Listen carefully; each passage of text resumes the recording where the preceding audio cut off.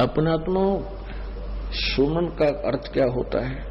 आप जिन उपदेश ले लिया और स्मरण कर रहे हो आप, और साथ में कोई मर्यादा भी भंग कर रहे हो तो स्मरण नहीं लगेगा आपका। कुछ एक पुण्यात्मा से कहते हैं जी हमने नाम भी ले रखा है, हम भक्ति भी कर रहे हैं और फिर भी हमारे ऊपर आपत्ति आई है और भयंकर आज आ गई है।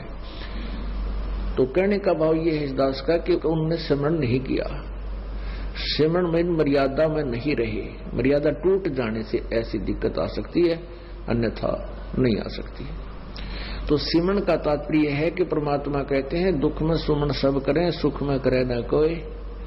आप दुखी हो, आपको राहत मिली, सुखी हुए, कुछ दिनों के बाद आप इतने भूल जाते हो सत्संग के अभाव से और फिर गलतियां प्रारंभ कर देते हो। लोक लाज में आके, लोक लाज में आके गुरुजी के द्वारा दिए गए आदेश की अवहेलना कर देते हो, उल्लंघन कर देते हो, मर्यादा तोड़ देते हो तो काल का दाव लग जाता है।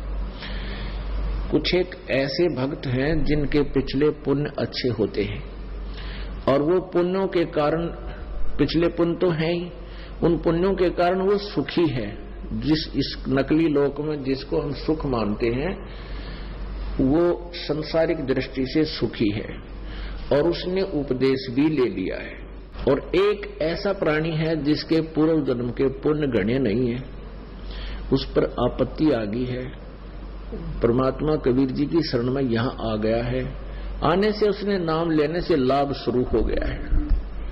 तो कुछ दिनों के बाद उसको दुख आने बंद हो जाएंगे क्योंकि पुण्य बढ़ जाएंगे, पाप समाप्त कर देता है परमात्मा।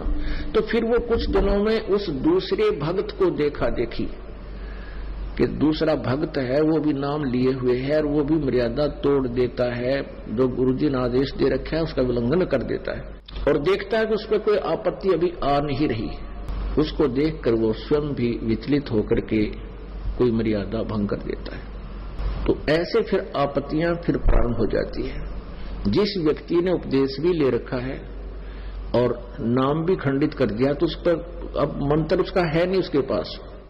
इस नाम की कमाई बिल्कुल नहीं है। जिसने बीड़ी पी ली, शराब पी ली, मांस खा लिया या कोई आन उपासना कर ली या लोक लाज में आके परमात्मा वाले नियम से वो वंचित हो गया तो उसकी भक्ति नहीं चल रही, उसके पिछले पुण्य चल रहे हैं। और वो सत्संग भी आ जाता है, नहीं भी आता है, बीड़ी भी पीता है, एक आदमी में गुट्टी भी ला लेता है और वो फिर भी कहता मैं संत रामपाल का शिष्य हूं। वो कह रहा है पर वो दास का शिष्य नहीं है। हाँ, उसके साथ क्या बनेगी? फिर एक ही दम इतनी आपत्ति आवेगी जब उसके पुण्य समाप्त हो जाएंगे, वो बक्कल उतरेगा और फिर वो व्यक्ति आकर के कहेगा कि मैंने तो नाम ले रखा था जी, हमारे घर पे भी ऐसी आपत्ति आएगी। तो वो ऐसा पापात्मा होगा कि आसपास के क्षेत्र के 10-5 कोई भक्त सारे हो नाम लेने के लिए श्रद्धालु, तो उनके लिए भी वो एक रोड़ा बन जाएगा। यूं कहेंगे देखो उनका नाम ले रखा था, आज उनका इतनी आपत्ति आ गई। तो उसके पास नाम नहीं था भगवान वाला, परमात्मा का प्रोटेक्शन नहीं था। जब लग हंसा हमरी आना और काल लगे नहीं तेरा बाण। जब तक हम परमात्मा की मर्यादा में रहेंगे, आन माने मर्यादा, तब तक काल का अटैक हमारे पर नहीं होगा।